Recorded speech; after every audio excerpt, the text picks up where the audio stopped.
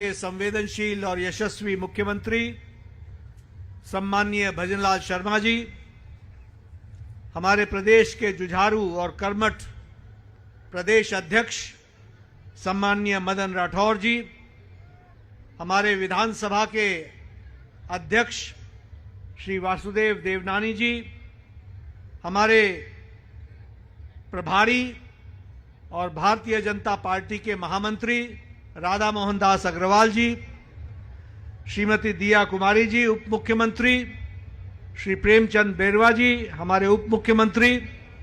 और यहां उपस्थित सभी मंत्रीगण, विधायकगण, सांसदगण और यहां उपस्थित मेरे नौजवान साथियों, आज हम सब लोग इतनी बड़ी संख्या में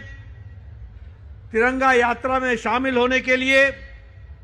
और भारत के तिरंगे के शान, आन बान और शान को अपने साथ लेकर चलने के लिए यहां पर एकत्र हुए हैं। सबसे पहले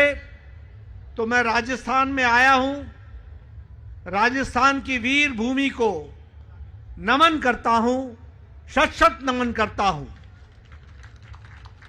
यह भूमि वीरों की भूमि है, कर्मवीरों की भूमि है। और जब मैं जयपुर आया हूं तो गोविंद देव जी को नमन करना और मोती डुंगरी जी के गणेश जी को नमन करते हुए अपनी बात को प्रारंभ करता हूं। मित्रों, हम जानते हैं कि यह तिरंगा, यह हमारा राष्ट्रीय ध्वज, इसके लिए लाखों लोगों ने अपना खून, पसीना, जवानी, जिंदगी इस देश के लिए आहूत की है। और तब जाकर के ये तिरंगा, ये ध्वज, ये राष्ट्रीय ध्वज, ये आजादी हम सबको मिली है। इसलिए आज जब हम तिरंगा यात्रा निकालते हैं तो उन वीर सपूतों को, उन राष्ट्रभक्तों को जिन्होंने देश के लिए अपनी कुर्बानी दी, जिन्होंने अपने देश के लिए सब कुछ न्यौछावर कर दिया, उनको भी हम शत शत नमन करते हैं और उनको नमन करके उनसे हम एक तरीके से ऊर्जा भी लेते हैं। हम आज कृतज्ञ हैं उन भारत मां के सपूतों की जिन्होंने हमको ये आजादी दिलाई है। और हम आजाद भारत के सदस्य ही नहीं बने, बल्कि दुनिया की प्रजातंत्र की जननी, मदर ऑफ डेमोक्रेसी, भारत में सबसे बड़ा प्रजातंत्र को फिर से स्थापित करने में जो उनका योगदान है, उसको हम शत शत नमन करते हैं। ये उनकी देशभक्ति की भावना थी, ये स्वतंत्रता की चाहत थी, जिसके कारण आज हमको आजादी मिली है। और जब हम तिरंगा यात्रा में अपने आप को शामिल करते हैं तो हमें वो ऊर्जा भी मिलती है, देशभक्ति की ऊर्जा मिलती है, देश के लिए समर्पण की ऊर्जा मिलती है, देश के लिए मर मिटने की ऊर्जा मिलती है। और इसलिए इस तिरंगा यात्रा को मात्र सिर्फ तिरंगा यात्रा ध्वज नहीं है, ये हमारे लिए भावनाओं से जुड़ा हुआ है और 140 करोड़ देशवासियों को दिशा दृष्टि देने वाला है। यह भी हमको ध्यान में रखना चाहिए। जब हम अपने तिरंगे की इतिहास में जाएंगे तो हमें ध्यान में आएगा कि 22 जुलाई 1947 को यह तिरंगा भारत ने संवैधानिक तरीके से इसे एडॉप्ट किया था, इसे आत्मसात किया था। और यह तिरंगा यात्रा, तिरंगा जब हम कहते हैं तो हमें यह ध्यान में रखना चाहिए कि 1906 में स्वदेशी आंदोलन के दौरान